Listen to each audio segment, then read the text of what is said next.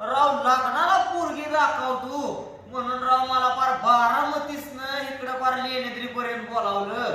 आणि आता कुशाल म्हणता की पुरीच्या घरची म्हणते ती तिचं लग्नच करायचं नाही, अजून 2 वर्ष तिला शाळा शिकवायची आणि आता लगेच लग्नाचा विचार नाही.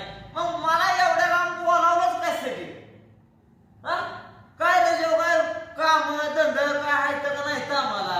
आम्ही राव जीव तुटूस तर एवढ्या लांब आलो राव. कुठली कुठं तुमचं गाव बारामती कुठं आणि इकडं राव तुमचं लेणेद्री कुठं? हाय का नाही काय चाललं तरी? काय सांगू नका हो का. आजच्या काय असेल ती माझी मला हजेरी दिसाची देऊन टाकायची आणि पेट्रोलचा जे काय खर्च असेल ती माझा मला देऊन टाकायचा.